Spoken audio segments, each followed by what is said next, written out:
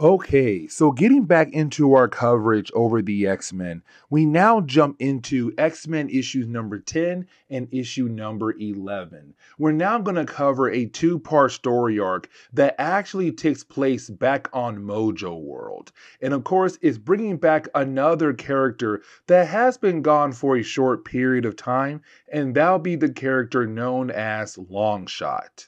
Now, before we are able to dive into today's video, we have to recover some things that are going to be somewhat important for today's video. Like, for example, the actual origin of Longshot. Now, we don't know much about the character just yet. As a matter of fact, we are going to learn more about the character down the road when it comes to Shatterstar as well. But for Longshot, we do know that he comes from Mojo World. Now, Mojo World is a pocket dimension in the main Marvel universe. And really, in that dimension, it is completely ruled by a character known as Mojo. Now, for Mojo, when he actually took over this dimension, he wanted slaves to actually control. And so he called a guy named Arise. And he asked Arise to create a bunch of slaves, a bunch of human slaves. And one of those slaves was Longshot. Now, when it came to Arise, he also wanted to make sure the slaves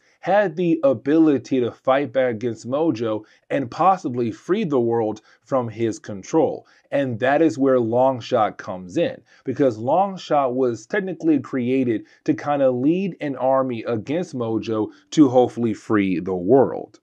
Now, a couple of videos ago, we had actually talked about the idea of Longshot trying to free the world that's currently being controlled by Mojo. He actually led a resistance against the army of Mojo. The problem is, well, he lost. Now, he did had a tad bit of help from two people, Lila and also Dazzler. Now, Lila is not really important, but Dazzler is. And here's the reason why. Because Dazzler was the woman he loved around his time in Marvel Comics. Now, at this point in time, Dazzler does not technically remember everything from her past life. And let me explain. You see, there was a moment in time where you had the X-Men actually go through an item called the Siege Perilous. Now, the Siege Perilous had the ability to give you a new life. But there was a catch. You see, you might remember everything from your previous life, or you may forget everything from your previous life. So for Dazzler, when she had walked through the Siege Perilous, she had forgotten everything from her past life. Now, over time, she had begun to remember different things, like, for example, the idea of being in love with Longshot. But she was there with him where they had tried to lead an army against Mojo's army, and they had officially failed. Now, the last thing I do want to talk about is actually Mojo himself. Now, Mojo is the actual ruler of Mojo World. But here's the catch. Mojo is really big on entertainment. And so every single time we see this character, he's always trying something new, something big as a way to turn it into a TV show to entertain his people, to get the good ratings for all his different shows. And that is going to be very important as we dive into X-Men issue number 10.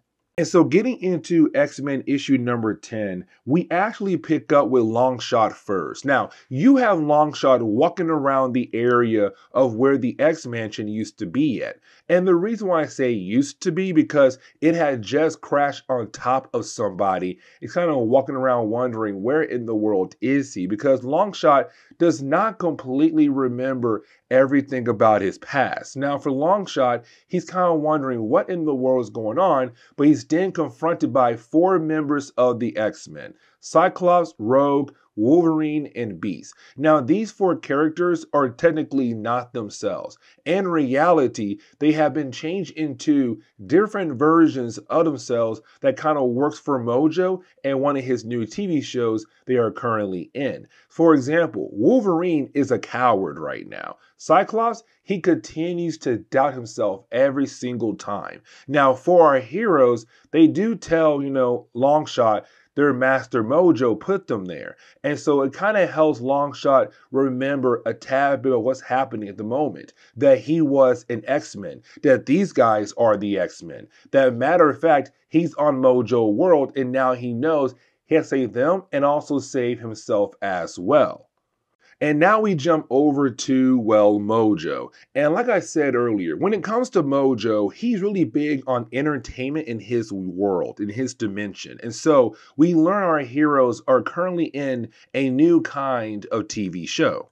Now it's called Wizard of X, but the original version is called Wizard of Oz. And so it's just Mojo taking that movie and turning it into some kind of X-Men movie for entertainment for the entire world. Now we also learn that he also has Charles Xavier by his side as well. So the entire X-Men have been captured except the other team. Because remember, around this time, Marvel Comics, you had two different X-Men teams. You had Gold Team and you had Blue Team. Now, Blue Team is Cyclops team, but Gold Team was Storm Team, and their adventures took place over in Uncanny X-Men. And so currently, they're not here at the moment. Just the Blue Team is, and also Charles Xavier. Now, we also do learn that for Mojo, he's going to use the other part of the Blue Team, so like Gambit, Jubilee, and also Psylocke, to fight against the rest of the Blue Team of Cyclops, Wolverine, Beast, and also Rogue in this new movie that he is putting together. But first, we now have to figure out how in the world did the X-Men get captured and brought over to Mojo's world.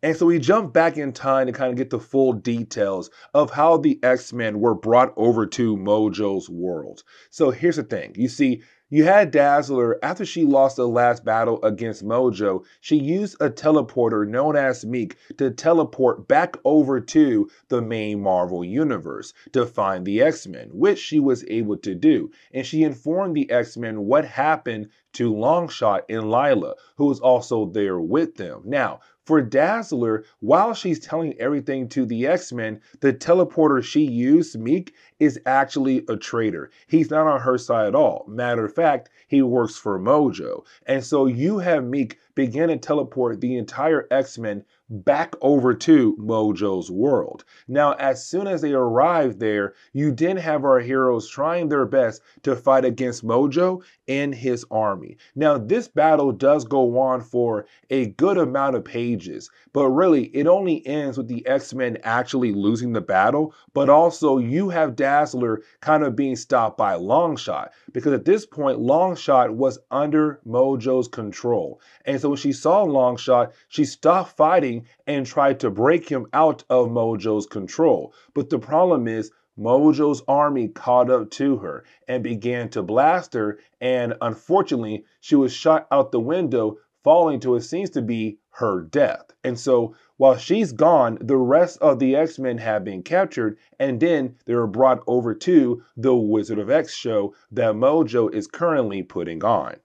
But getting back over to the present day, we see Mojo being able to use the Blue Team to fight against each other. So you do have like Gambit, Psylocke, and also Jubilee fighting against the rest of their team for this new TV show of Mojo's. And you have Longshot kind of wondering, what in the world can he do to break everyone free from the control of Mojo? But then we jump over to another character, and that would be Dazzler. And remember, when it came to that flashback, we saw her get blasted out a window, and it did seem like she was falling to her death. But apparently she has survived, and now she's being found by somebody else. And this is the clone of Mojo. And so now we dive into X-Men issue number 11. Now, with this issue, we actually pick up with Dazzler, and we had just learned that she has survived the actual fall we saw in the last chapter. But we also see her with Mojo 2. Now, Mojo 2 is actually a clone of Mojo. But here's the catch. He wants to be the ruler of the Mojoverse, the Mojo world. But the problem is the only way to take over the entire world growth is that if your TV show has the highest ratings, which means that right now for Mojo 2, he's kind of hoping that Dazzler can kind of help him do a new show that will have higher ratings than the current Mojo show is currently doing. Now, for X-Men issue number 11, there are a lot of things happening in this book, but really, it can all be summed up in one quick moment. Let me explain. So, while you still have the X-Men Blue Team fighting against one another, you have Charles Xavier begin the process of trying to save each member of the X-Men. So, for example, you have Charles being able to connect his mind to Psylocke's mind, who's then able to connect her mind to Cyclops' mind. And then you have those three characters kind of go through a big major plan to help free the other members of the X-Men from Mojo's control. And when they do that, they are then able to actually break into the broadcast room. I can't forget the actual name of the room, but either way, you have our heroes being able to break into that room. Except when they do, at the exact time, you also have Dazzler and Mojo 2 appear as well. Now, let me tell you how fast the story does actually wrap up, because you do have Longshot being the one to actually attack Mojo. And this battle is very short-lived, because once you actually have Longshot being able to strike Mojo right in the chest, it seems like there's a huge flash, and then out of nowhere, Mojo is gone. And so we're kind of left to believe in the possibility that Mojo is dead. And with him now being gone, it makes room for somebody else to take his place. And of course, it will be Mojo 2, his clone. And you have everyone wondering if Mojo 2 is actually going to do a better job than Mojo did. Now, here's the big thing though. You see, for Longshot, we do learn that he is going to be a father because Dazzler is pregnant. Now, this is going to lead into a very interesting storyline down the road that involves Longshot, Dazzler, and also Shatterstar as well. It gets a tad bit crazy. Now, there was a backup story in actually both issues focusing on Maverick and really talking more about the Xavier file. Now, the Xavier file is going to be really important in later books down the road, but for right now, we can just focus on good old Maverick. Now remember, we're still learning more about the character of Maverick. All we know is that in the past, him and Wolverine and Sabretooth and a few other characters were part of a team called Team X. And that's really it. Now, for Maverick, we do know that he's currently working for somebody known as Arthur Barrington. And that's going to be very important in later books down the road for the character Maverick. Now, for Maverick, he was assigned to go on a special mission. And that special mission was to go after a character known as Alexander Reiking. Now, Alexander Reiking is going to be one of those characters we're going to see down the road in later books as well for a bigger story arc. But apparently, Arthur Barrington, the guy that Maverick is working for, wants Maverick to kill off this guy, but to also talk to him about how in the world did Charles Xavier was able to get his hands on the Xavier file. Now, while you have Maverick about to kill off Alexander Reiking, that is when he is saved at the last minute by a character known as Warhawk. Now, Warhawk is a character we had actually talked about in the past, but only for a very short story arc in our earlier coverage over the X-Men. He's not really a big-time character, but he's been around for a very long time.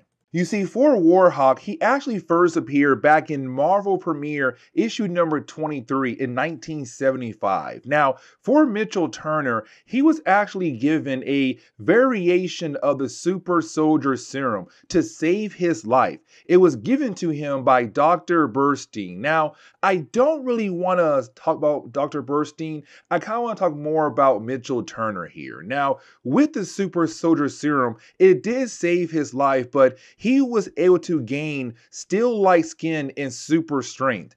And honestly, he's very close to Luke Cage in many different ways. But again, I just want to focus on Mitchell here. Now, for Mitchell, over time, he became mentally unstable, and so he became an assassin used by the CIA in Vietnam. Now, over the years, other people had actually hired him for different reasons. So, for example, there was a point in our coverage over the X-Men where you had the Hellfire Club actually hire Warhawk to go after the X-Men. And that was a very good, interesting story arc there, too.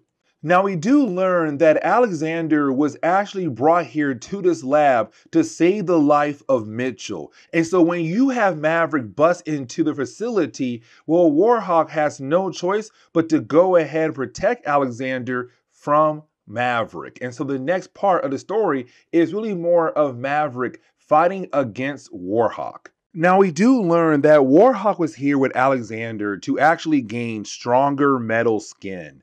But either way, the battle does continue on where it does lead up to the moment you have Maverick being able to actually take down Warhawk. And really, he does it by causing a small explosion in the actual facility by using Warhawk. And so we're kind of left to believe that Warhawk is dead, and so is Alexander. I'm going to tell you right now, neither characters are actually dead, but we kind of do learn that Alexander has no idea how Charles Xavier was able to get his hands on the Xavier file. And really, we have no idea what the Xavier file is, but sooner or later, we are going to learn about it. But this is where we are going to end today's comic book video. So please leave me a like down below and subscribe. But guys, see y'all next time. Later.